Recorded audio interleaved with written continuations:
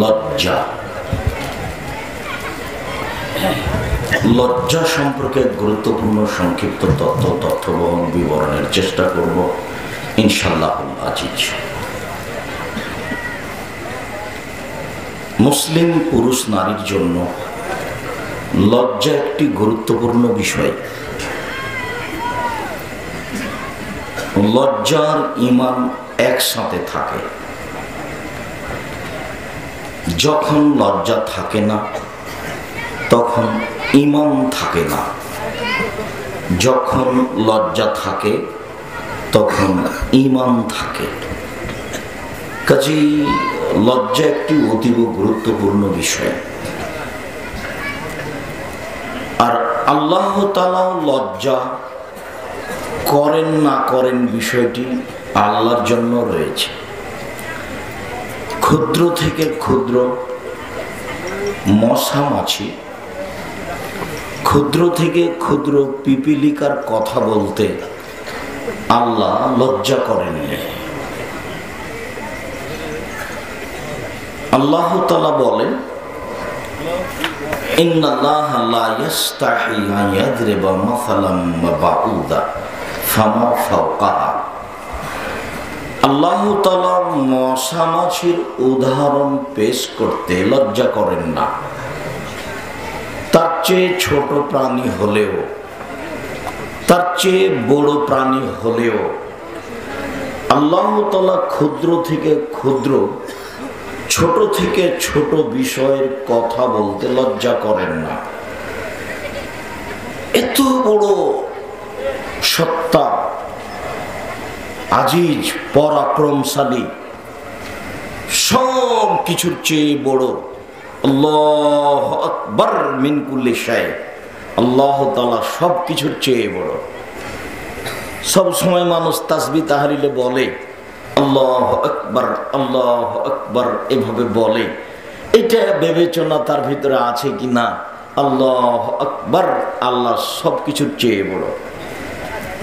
যার জন্য আল্লাহ মোহাম্মদ লিখা যাবে না, ওটা ভিন্ন, এটা ভিন্ন। মসজিদের যদি একদিকে লিখে আল্লাহ, তাহলে অপর দিকে লিখতে হবে আকবার, তাহলে হবে আল্লাহ সবচেয়ে বড়। 7টা জমিন আছে, 7টা আকাশ আছে। 7টা জমিনের প্রথম জমিনটা হলো একটা ছোট ফুটবল, দ্বিতীয়টা হলো তার চেয়ে বড়, ওর ভিতরে দিয়ে দিতে হবে, চতুর্দিকেই ফাঁকা থাকবে 500 বছরের পর, উপরে নিচে। তো দ্বিতীয়টা, তৃতীয়তে, চতুর্থতে, পঞ্চমে, ষষ্ঠে, সপ্তমটা, তো সপ্তমটাও একটা ফুটবল, ষষ্ঠটাকে ঘেরে আছে, চতুর্দিক থেকে ঘেরে আছে। অষ্টমটা হলো প্রথম আকাশ, ওটা একটা ফুটবলের মতো, চতুর্দিক থেকে ঘেরা আছে। এইভাবে 14 নম্বর আকাশটা 7 নম্বর আকাশকে চতুর্দিক থেকে ঘেরা আছে। সবটার ভিতরে 500 বছরের পথ। এরপরে একটা সাগর আছে 14 নম্বর আকাশের উপরে। সেই সাগরের পানির গভীরতা 500 বছরের পথ। সেই সাগরের উপরে 8 জন ফেরেশতা আছেন। এক একজন ফেরেশতা ছাগল, পাঁঠার আকৃতিতে, খাসির আকৃতিতে, তার পা থেকে নিয়ে পেট পর্যন্ত 500 বছরের পথ।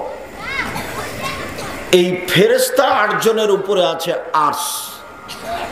আরশ আবার উঁচুতা 500 বছরের পথ। তো এই ফেরেশতা 8টা ঘেরে আছে আরশ চতুর্দিক থেকে। সে আরশের উপরে আল্লাহ সমাসীন। আল্লাহ আরশের চেয়ে বড়। কি দিয়ে বুঝাবো আল্লাহ কত বড়? এই জন্য আল্লাহু আকবার মিন কুল্লি শাই, আল্লাহ সব কিছুর চেয়ে বড়।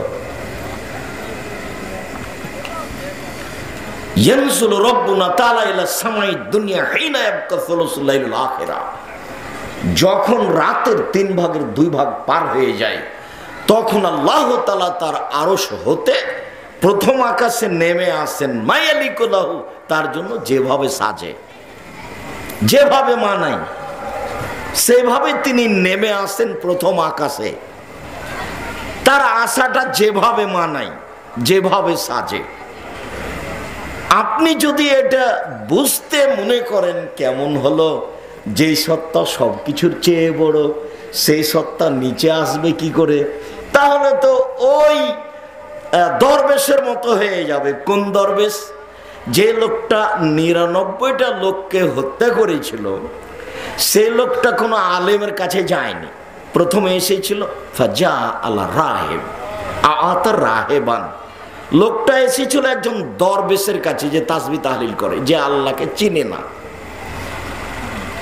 এসে বলেছে আমি 99টা মানুষকে হত্যা করেছি, বাঁচার পথ। ও তো আর আল্লাহকে চিনে না, এমনি তাসবিহ টিপে। ও তখন বলেছে, ও সুবহানাল্লাহ, এ কি কথা, 99টা লোককে হত্যা করার পরে আবার ক্ষমা হবে না? তাহলে আর তোমাকে রেখে কি হবে? তো সে কেন বলল এ কথা? আল্লাহ তো সর্বশক্তিমান, এরকম মানুষকে ক্ষমা করা তার কাছে কোনো ব্যাপার নয়, এটা স্বাভাবিক ব্যাপার। ইবনে আদম, হে আদমের ছেলে মেয়ে, মা দাওতানি ওরা যাওতানি, তুমি যেভাবে ডাকো আমি সেভাবে থাকি, তুমি যেভাবে আশা পোষণ করো সেভাবে আমি পূর্ণ করে থাকি। আদমের ছেলে মেয়ে শোনো, তোমরা যেভাবে ডাকো আমি সেভাবে থাকি, যেভাবে আশা পোষণ করো সেভাবে পূর্ণ করে থাকি। যখন আমার কাছে ক্ষমা চাও আমি ক্ষমা করে দিই। আমি পরোয়া করি না তুমি কত বড় পাপী, আমি পরোয়া করি না তুমি কত বড় পাপী, আমি পরোয়া করি না তুমি কত বড় পাপী। তুমি যেভাবে ডাকো আমি সেভাবে থাকি, তুমি যেভাবে আশা পোষণ করো সেভাবে আমি পূর্ণ করে থাকি। আদমের ছেলে মেয়ে শোনো, বালাগাত জুনুবুকা আনানাস সামায়, তোমার পাপ বেশি হতে হতে যদি আকাশে লেগে যায়, এরপরেও যদি তুমি আমার কাছে ক্ষমা চাও আমি তোমাকে ক্ষমা করে দেব। তুমি যেভাবে ডাকো আমি সেভাবে থাকি। আমি পরোয়া করি না তুমি কত বড় পাপী, আমি পরোয়া করি না তুমি কত বড় পাপী। তুমি যেভাবে ডাকো আমি সেভাবে থাকি, তুমি যেভাবে আশা পোষণ করো আমি সেভাবে পূর্ণ করে থাকি। তো দরবেশ তো বুঝতে পারেননি যে আল্লাহর ক্ষমার হার অনেক। একটা বক্তব্য পাওয়া যাবে আল্লাহর ক্ষমা, একটা বক্তব্য পাওয়া যাবে আল্লাহর দয়া। এটা দেখতে হবে। আমি আপনার জন্য পেশ করেছি, এটা আমি সব সময় বলে থাকি। জাতিকে আমি মুখে কলমে মিডিয়ায় ফাঁকি দিব না ইনশাআল্লাহ। আমি অতীতে কোনোদিন দিইনি। আমি 90 সাল থেকে মাঠে আছি। আমার জীবনে আমি অপ্রয়োজনীয় কথা বলিনি, বলবো না ইনশাআল্লাহ। আমি কিসসা কাহিনী বলিনি, বলবো না ইনশাআল্লাহ। সম্মানিত দিনী ভাই বোন, চট করে একটা কথা মনে পড়লো। ইবলিসের দাবি, শয়তানের দাবি। আবু সাঈদ খুদরি রাদিয়াল্লাহু তাআলা আনহু বলেন, শয়তান একদা আল্লাহকে বলছে, শয়তান বলছে, দেখেন তার বলার ঢং। শয়তান বলছে, ওয়া ইজ্জাতিকা ইয়া রাব্বি, হে আমার প্রতিপালক তোমার মর্যাদার কসম, হে আমার প্রতিপালক তোমার সম্মানের কসম, লাজাল উব্বি ইবনা আদম মাদামাত